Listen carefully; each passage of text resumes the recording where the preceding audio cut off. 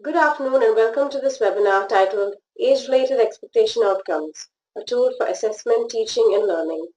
Firstly, thank you for taking the time to listen in today. I hope that you can all hear me okay. You should be able to see the first of our presentation slides on your screen. This webinar focuses on the age-related expectation outcomes produced when using NFER summer set of tests in maths and reading. We are joined today by presenter Elizabeth Pope from NFER Center for Assessment. Elizabeth joined the Center for Assessment in 2013 and since then she has worked for a range of clients. She has contributed to grammar and reading item writing and project delivery at all key stages. She has also worked on NFER's own suite of assessments, the mapping of the national curriculum, and the design and delivery of training workshops for item writers and markers. This webinar should last for around 20 minutes and we'll have 10 minutes set aside at the end for questions. I hope that you can all see the screen okay. You should also be able to see a control panel on the right hand of your screen. This will allow you to ask any questions. You'll see a little questions tab where you can type in your questions and we'll be able to view it. Nobody but Elizabeth and myself can see them and I will read them out aloud at the end so that Elizabeth can answer. And so we'll just give you a few minutes to ask any questions you got. We should ask that you keep questions to the end, but if there is anything you feel can't wait, then please do ask and we'll address it if possible. If you are having trouble hearing Elizabeth or any other technical issues you feel might be from our end, then also please let us know by typing in the question in the control panel, and we can try and adjust things accordingly. We will email the slides out to you following the presentation, so anything you do see, you'll be able to access later. That's all from me. I'll pass you over to Elizabeth, who will take you through her presentation.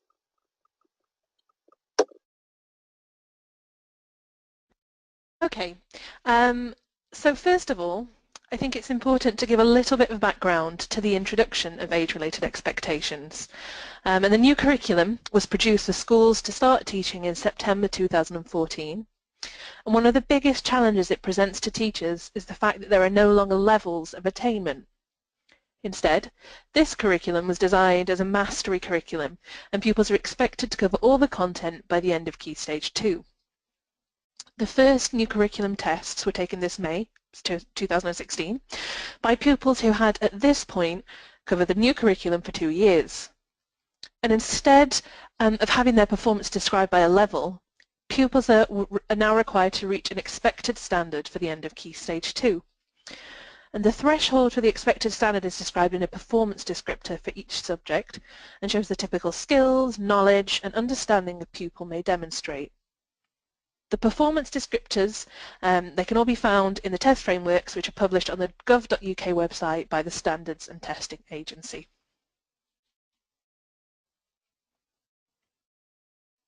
So how does this relate to the work that NFER is doing? Well, schools still need to be able to monitor pupil attainment and progress throughout the key stage. And to help teachers do this, NFER has developed sets of tests in maths, reading, grammar and punctuation, and spelling for years 3 to 5, which cover the new curriculum content. For the summer maths and reading tests, we've developed age-related expectations for each year group, and these can be used in combination with teacher assessment to monitor progress and learning throughout the key stage. The grammar tests, rather than focusing on age-related expectations, they focus on diagnostic information to shape future teaching, whereas the spelling tests can be used flexibly, so they don't have age-related expectations in the same way, which is why this presentation is focusing on reading and maths. I'd like then to give an overview of my presentation today, and I'm planning to answer several questions. So the first question is, what are age-related expectations? The second is, how has NFER developed age-related expectations for their summer set of tests based on the new curriculum? And we're going to look in more detail at the process used here. I want to answer the question, why do the autumn tests not have age-related expectations? What is the relationship between NFER's age-related expectations and the threshold for the expected standard for the end of Key Stage 2 national tests? And how can teachers use age-related expectation outcomes for assessment purposes and to inform teaching and learning throughout Key Stage 2?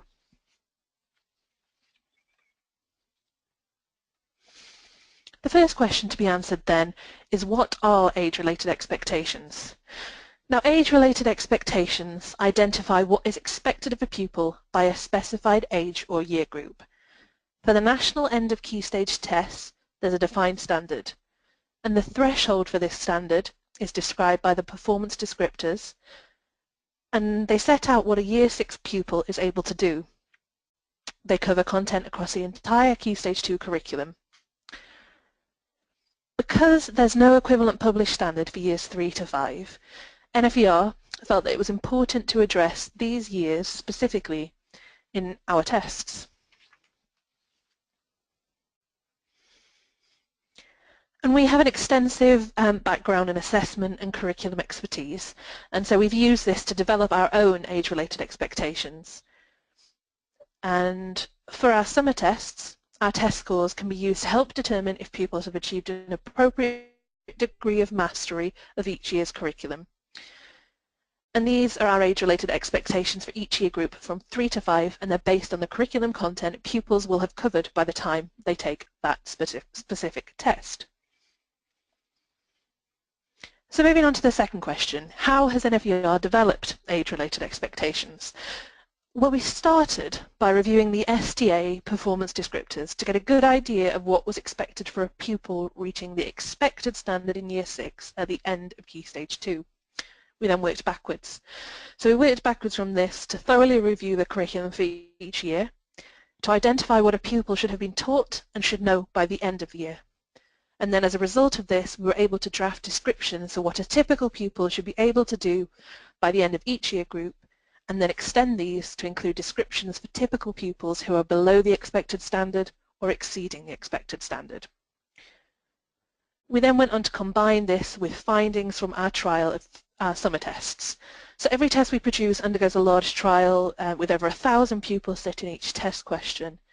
And the sample of pupils that take part in the trial, it's representative. And this means that the proportions of the pupils in the sample are similar to the proportions found in the national cohort for a range of factors, and these factors include things such as geographical region, school type, and ability.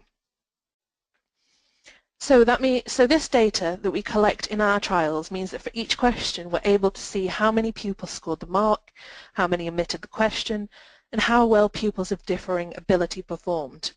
And the data gathered, along with the content strands of the curriculum being assessed, was used to help determine the expected standard for pupils in different year groups. Finally then, the age-related expectations were agreed at a series of standard-setting meetings, and in these meetings we utilised the trial data, the review of the curriculum that we had conducted, and then we consulted expert input from teachers. So I'm going to discuss this part of the process a little bit further with the next slide. So this is a little bit more detail about our standard setting meetings. So in 2015 we held 6 standard setting meetings, 3 for maths and 3 for reading, and 1 for each year group from years 3 to 5. There were more than 100 teachers, and these teachers came from a range of different schools with a range of different experiences and lengths of service. They included head teachers, deputies, year group leaders, subject specialists and NQTs. So our first objective for the standard setting meetings was to ascertain teachers' professional judgment on features of performance for pupils who were achieving age-related expectations, who were working towards age-related expectations, and who are exceeding age-related expectations for each year group. To establish these judgments, teachers were given the draft descriptions that we developed at NFER, and then they were given time to discuss these in detail and come to a consensus for a final definition of what a pupil in all of these groups would look like. They were asked to think about what pupil performance, particularly about what pupil performance at the borderline of the achieving and exceeding groups might look like. So the teachers then used these descriptions to take part in the main body of the standard setting process. And we used a process called bookmarking, in which they identified 2 critical types of questions. They identified those questions that pose a challenge to pupils who are not working at the expected level of attainment for the age group, and those questions which require knowledge which is beyond the expected level for the age group. And from this information we were able to calculate our cut scores and these cut scores defined the borderline between pupils who are and who are not achieving the age expected standard, and the borderline between pupils who are achieving and pupils who are exceeding expectations. When talking about the previous slide, then I mentioned a process called bookmarking, and I'd like to explain this process in a bit further detail. So how does bookmarking work? Well, for the bookmarking process, we ask the teachers first to develop a really good understanding of what they felt a typical pupil would look like who fell into one of the two borderline groups. The first borderline group being those just barely into the achieving expectations group. This means if their achievement were any less, they would have to be in the working towards category. And the second borderline group is those pupils who are just barely into the exceeding expectations group. So if their achievement were any less, you'd have to place them in the achieving expectations category. And the teachers were then given time to discuss the typical features of pupils that they felt fell into each of these two borderline groups. As an example, for the reading activity, the reading bookmarking activity, something that teachers might have talked about was the type of books that they would expect pupils in each group to be engaging with, to just build up a picture of what that pupil looked like. Teachers were then shown the test questions, and for the bookmarking process, all of the questions that we had written were placed in a booklet, and they were placed in order of difficulty, from easy to hard. This ordering was done by a statistical method which is called IRT, that stands for Item Response Theory, and which used the data from our trial. So we had statistics which showed how difficult each question had been found by the pupils, and we could order them that way. Teachers were given this booklet of items in difficulty order, and then we asked them to look through it and carefully look at each item. What we first asked them to do was to consider if pupils in the borderline group of only just achieving the standard would be more likely to be able to answer each question than not.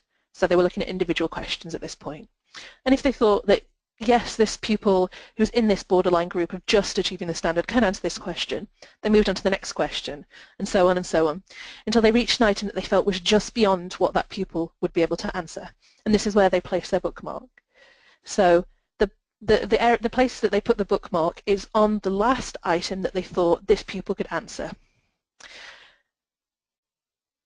So after this process was conducted, we collected up all of the bookmarks and we tallied them up, and then we conducted some statistical work on them, and we converted this group of bookmarks into one cut score, and then we calculated means and ranges and we gave them back to the teachers. And then as a group we discussed, a small group and then as a larger group, we discussed where they had felt the bookmark should be placed. So what was the last question they felt these pupils could do? And if they felt that actually they'd like to move their bookmark a bit further in the booklet or a bit further back, they wanted to change their mind about the most difficult question for those pupils, and they could. But if they wanted to keep them in the same place, then that was also fine. And so this process is repeated a couple more times, and then so that the teachers in the group could benefit from the discussions and they could adjust the bookmarks if they felt it was appropriate. So after we've done this once, we move on with the first borderline group. We moved on to repeat the whole thing again for pupils just in the exceeding group. So we asked teachers to continue through the booklet until they reached a question where they felt the pupils in this just exceeding borderline group wouldn't be able to answer. Again, they placed a bookmark at the last question they thought the pupils in the just exceeding group would be able to answer. We provided them with statistics, we held the discussions, and we repeated the process again. So then we had some more cut scores, this time for the second borderline group. So the third and final round of bookmarking, so the last time that after we discussed and then placed the bookmark, so this is the third and final bookmark, and this gives the most reliable indication of where the thresholds lie for pupils just achieving the expected standard and just exceeding the standard. However, it's important to note that progress tests designed to help teachers determine how each pupil is doing, and it wouldn't be valid to have a single cut score based on a single mark. Bookmarking is a judgmental exercise. There's also, with any test, there is a dependency on how well a pupil performs on the day of the test. That means thresholds are invariably a grey area, and they have here a 3 to 4 mark range. I'm going to explain this a little bit further on the next slide. So this slide shows age-related expectations for one of the NFER tests. It's taken from the Year 4 maths test for the summer term. And the top table shows that the Year 4 tests, in this case they're 2 reasoning tests and 1 arithmetic test. It shows that they have a combined total score of 95 marks. This then is the maximum mark a pupil can score.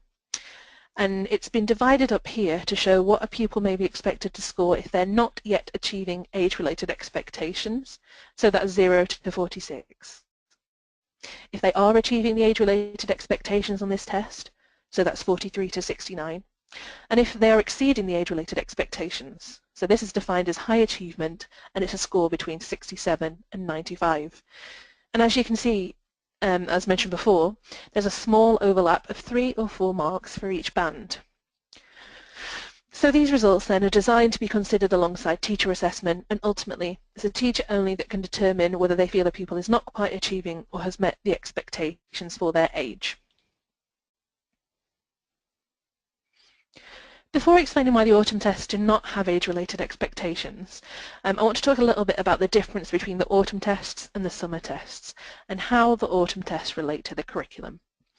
So the autumn tests then are designed to be taken towards the beginning of the year, but this could be any time from September up to Christmas. So these tests then have to make allowances for the fact that pupils have not been studying the current year's curriculum for long. This means that for maths, the tests cover a small proportion of content from the previous year, and the majority of the content comes from the current year's curriculum. And for reading, some of the texts are not as demanding in the autumn tests. This ensures that there are questions which all pupils feel confident they can attempt. However, there are still questions that will challenge the more able pupils and allow them to demonstrate their ability also.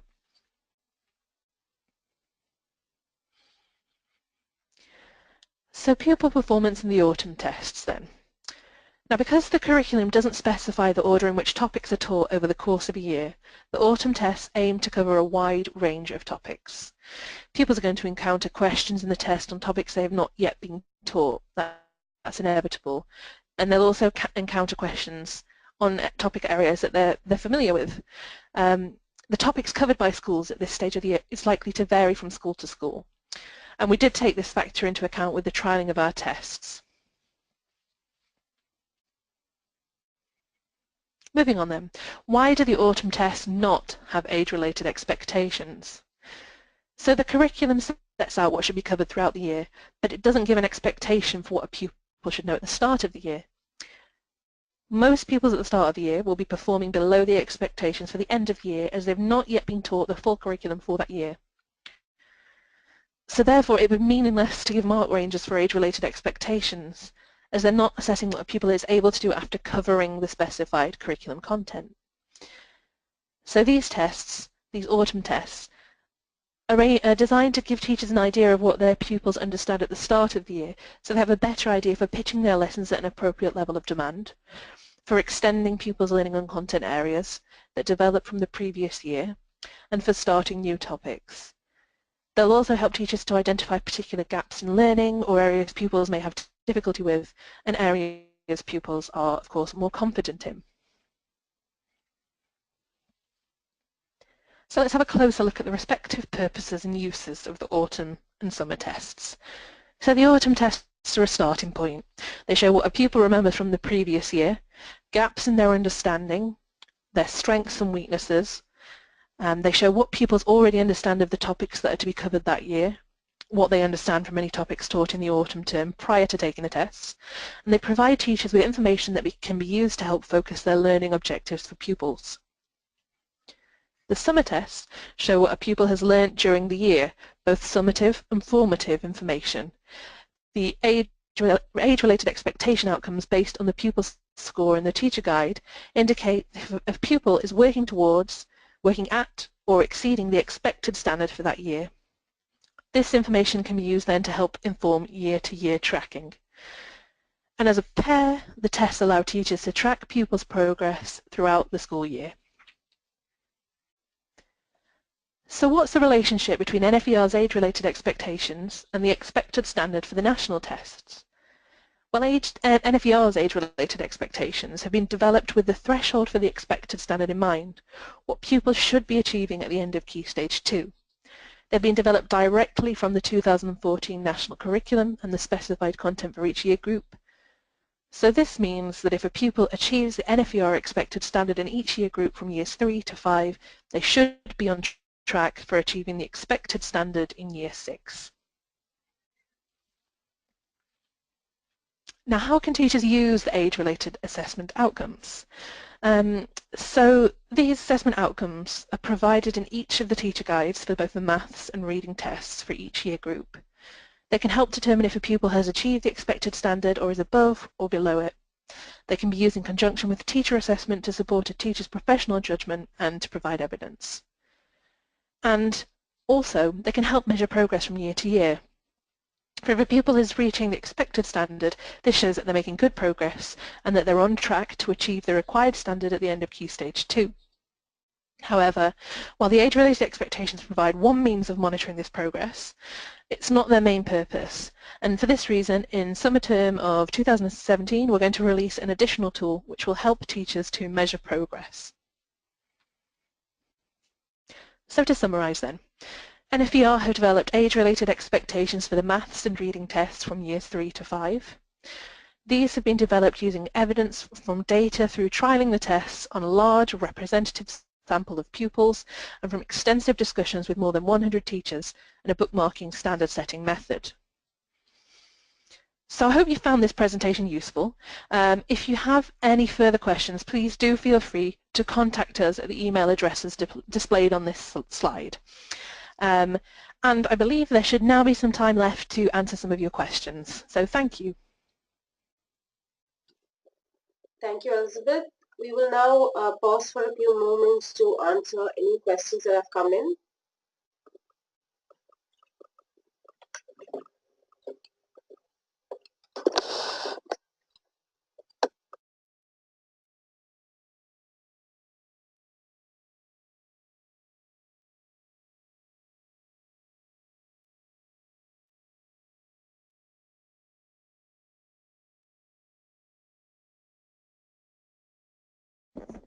Okay, so I'm having a look now at some of the questions that have been asked. The first question is, how have you put together the autumn papers, as we don't have expectations divided into terms? So I touched on this, I think, towards the end of the presentation, but we don't have age-related expectations for each term. They're only established for the end of the year. And the reason for that is that we can only expect that pupils will have studied all of the statutory elements of the curriculum at the end of the year. And so it wouldn't be valid for us to give age-related expectations in autumn or give age-related expectations in spring, because there are just things that they wouldn't know. So that's not really a true reflection of their ability. It's kind of, it would be a reflection of how much of the curriculum they know. So that's why we have age-related expectations at the end of the summer tests only. And so the autumn tests and the summer tests, they were put together in the same way in terms of all of the processes of writing the questions, and they were both considered as part of the standard setting exercises. The only difference then, and we consulted all of the curriculum for both of them, the only difference is we created the autumn test with the knowledge that some pupils wouldn't be able to complete, wouldn't be able to necessarily have studied all parts of the content that comes up, because it's the very beginning of the year. So they obviously wouldn't have studied everything that takes place in year 5, for example, if that was the year that they were going into. So yeah, so the creation was exactly the same, but then we only have age-related expectations in summer. So to have a look at another question. And the question is, what kind of thing are you going to launch in 2017? So if I think about the specific products that we've touched on in this test, so the reading and maths tests, grammar and punctuation and spelling as well. There will be other products, and they will all be, you can read about all of those on the website, or if you want to know anything more about any of our products, you can email the email address on this final slide or phone the products hotline, which is also, the number is there. But relating particularly to the tests that I've touched on today, there is going to be some further information and some further help for teachers with these tests. So I touched on this as well in the presentation slightly. We're going to have some progress measures. So you can get a certain idea of progress across the years. If a pupil is, for example, achieving expectations in each year, then they're probably on track. But we're going to give a bit more detailed progress, and so each test, reading and maths, grammar and punctuation as well, will have progress measures whereby teachers can track the progress of a pupil from the autumn test to the summer test, so they can track their progress in that year, and they can track progress across years again as well by using the summer test. So the summer test from year 3 will link to the summer test from year 4, will link from the summer test to year 5, and they'll be able to track progress that way. And those progress measures will be available at the beginning of the summer term for reading and maths, and at the beginning of the autumn term for grammar and punctuation.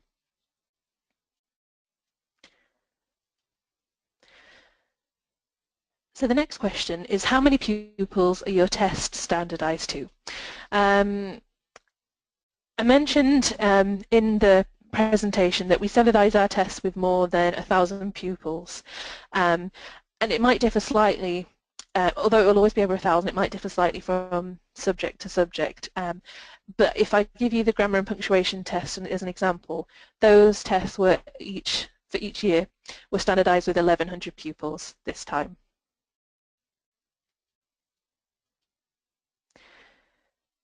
So we have another question which says, what do you do with children who can't access these papers for their age? I think that this is partly due to what the teacher would deem acceptable for a specific pupil. We do have guidance in the teacher guides that come with our test, guidance for pupils with special education needs who have additional requirements, but that would be a decision that the teacher would take for individuals. So for the next question, we've got, how do NFER progress tests compare to others like FFT, PIPS, or Rising Stars progress tests?